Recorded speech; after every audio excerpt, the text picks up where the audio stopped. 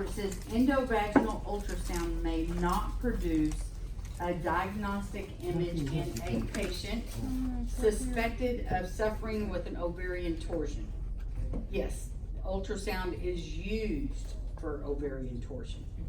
If you have an ovary that has lost its blood supply, it will get fluffy and adenomous, meaning it is fluffy. But the proper word is adenomous, meaning it's holding too much fluid. May not produce a diagnostic image in a patient that is being monitored for follicle size and ovulation. No, we do use sonography to measure the follicles. Okay, and if you happen to work in a fertility clinic, it's 7 days a week. That usually the weekend shift is going to be rotated between everybody.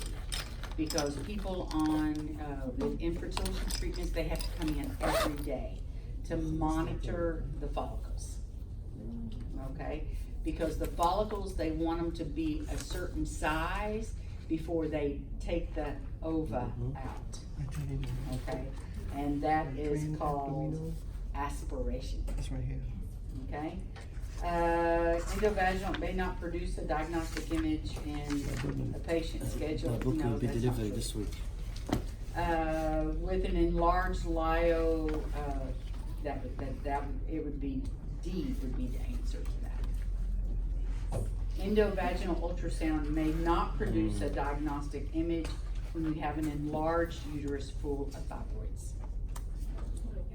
Mhm.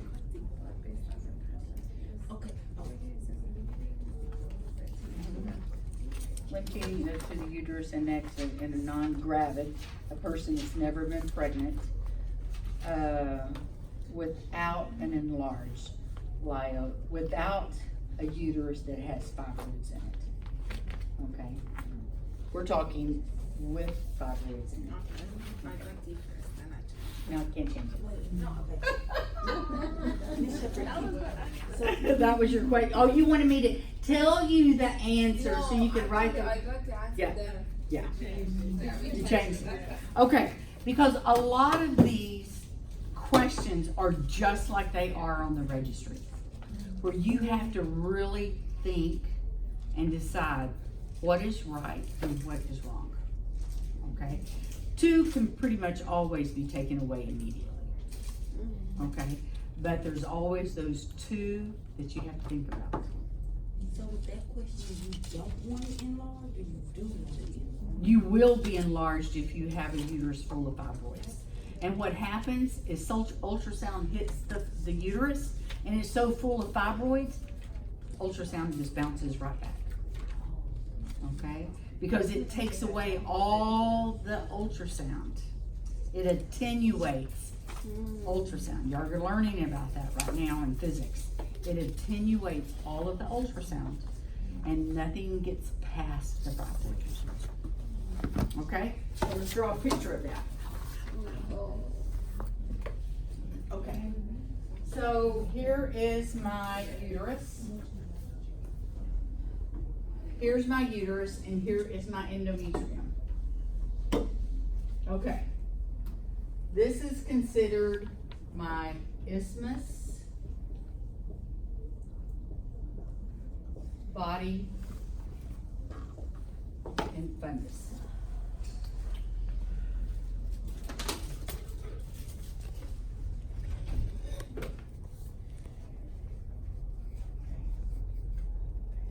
Fundus. Some people say bundle, F-U-N-D-A-L. Okay? Okay. So if I have a fibroid here, and I have a fibroid here, a fibroid here, and a fibroid here. Okay? Now, the fibroid is usually going to be heterogeneous. Heterogeneous. Okay?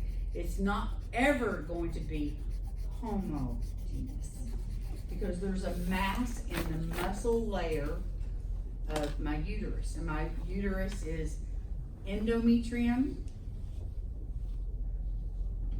myometrium, and serosa or perimetrium. There's 3 layers, okay? But a fibroid will go into the myometrium most of the time. It can go everywhere else, but most of the time. So when ultrasound hits this, it's gonna send back a signal. It's gonna hit it again, it's gonna send back a signal. It's gonna hit it again, and it's gonna send back a signal.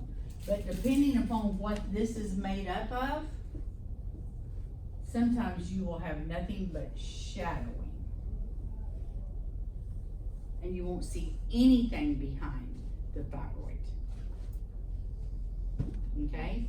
A fibroid is called a lyoma, a fibroid, it's got one other name. Hypertrophy. A what? Hypertrophy. Hypertrophy? No. Hypertrophy is what makes fibroids. It's a overproliferation of the cells that make up the uterus. Okay? So when you have a whole, and they can get quite big. I have seen fibroids all the way up to the xiphoid process. What's the xiphoid process? Yeah. It's right here. This is my xiphoid process. Because the tip of my sternum is called the xiphoid. So I have seen fibroids that displace the uterus all the way up to the chest bar. Okay?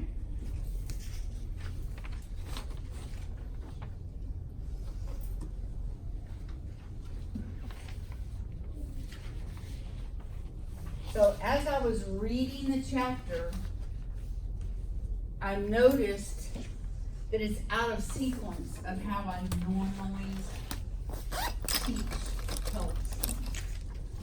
That they were talking about stuff in there that y'all have no idea what it was. So that's my mistake, because I didn't read it until y'all started reading it. Okay, because it's a brand new book. Yes, we need to know embryology.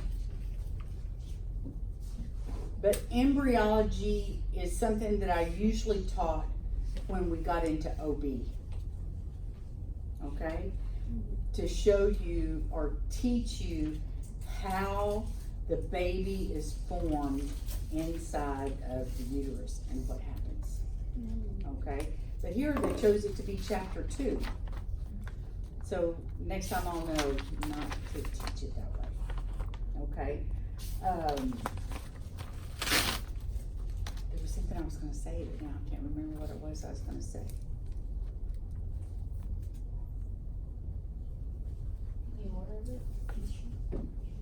Yeah, it's going to be the order of it, because we know a little bit about the kidneys. That we know that the kidneys come from the same duct that the uterus and the testicles do. Okay, and what is that called?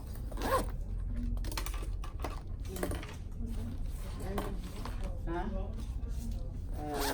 No, first you have to have something else. There's 3 stages of the kidney, right? Okay, but it's not until the permanent kidneys develop that we can tell the difference between a male and a female. Up until the 3rd week, they are developing the same. They're developing exactly. So let's kind of go through it together to try to, any other questions on chapter 1? Yes. Yes. Can you explain in a very simple way why do we need a full bladder and non-full bladder for? They're exactly the same. Okay? They're exactly the same. No, what is the necessity of having a full? Oh, what's the necessary? Mhm. Okay, remember when we talked about here's my bladder, here's my uterus. okay? Now, here's my ultrasound coming straight down, okay? So if I have that, maybe if you see it on the board. So here's my bladder.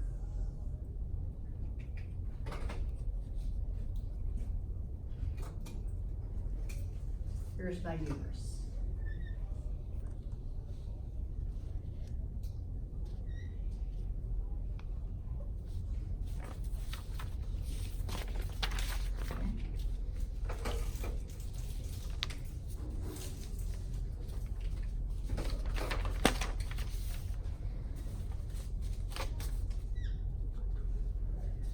Okay.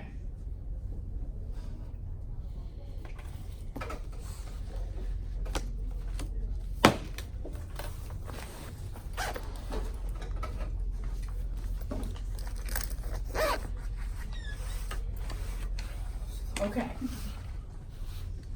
Here is an empty bladder or partially filled bladder. Okay? Here's my ultrasound coming down. I'm 90 degrees, and what it's doing is it's going to, because it hit something curved, it's gonna give me artifacts. So from here to here, I'm not gonna be able to see any anatomy. Okay? Because of the way the ultrasound is hitting the organ. It's a physics thing. Okay. So here's my ultrasound. Okay? I'm able to see everything. I might have a hard time seeing here because ultrasound is sitting something curved, so it's gonna deform the beam, and I might not be able to see the fundus. Okay? Because of the way ultrasound hits the body will determine what happens inside my body as far as my imaging. So here, I have a very full bladder. I'm 90 degrees completely to the organ, and so I'm able to see everything that I need to see. Not only that, it lays down my anatomy.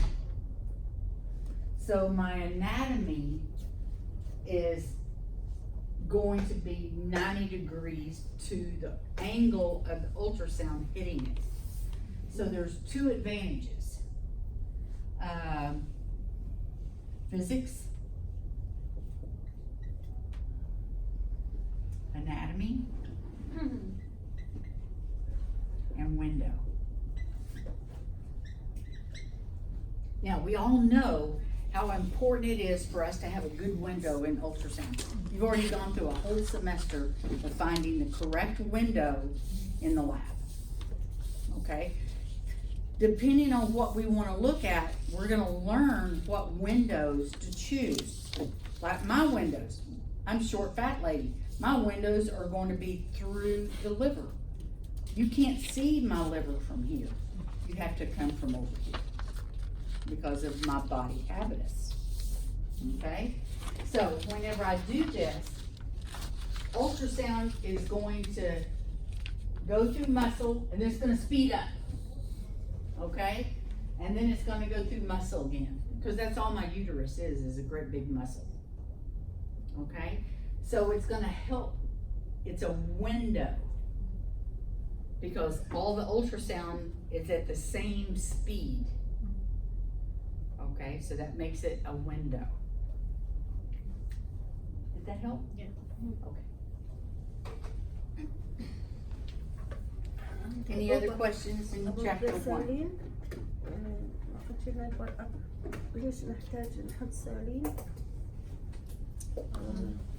عشان نحط الجل. ليش نحط الجل؟ وايد فاتين سالين.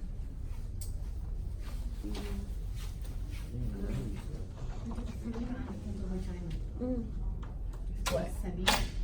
Yeah, saline. It's when we're doing endovaginal, the Mhm. lubrication, it has to be. It says in the book the KY gel, or any. Well, years ago, that's what we had to use was KY gel. Okay. But now they have ultrasound gel. Okay. Okay, now some facilities, if you're doing an endovaginal and you work for an OB-GYN, you might have to use KY gel.